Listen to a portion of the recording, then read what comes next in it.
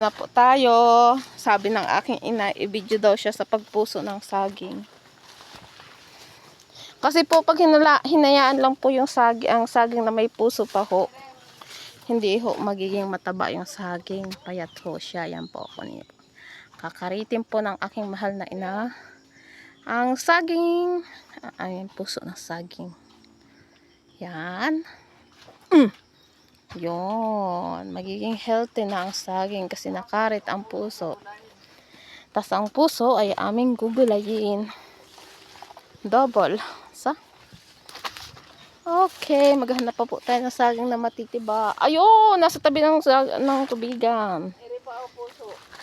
Ito, puso. Gugulayin namin yan mamaya. So, yan. Ang dami namin trabaho pa talaga. Diyos ko po, kailan ka patatapos? Ayun, papaya. Dambong ng papaya. Jeter, ito pa! Ito po, tayo. Tako tayo dito sa may saging. Papakita po natin sa ating mahal na kapatid. May nakita tayong saging dito. O, tingnan nyo ho yung papaya. Isang buhay pa dito. Yun. Papaya. Papaya.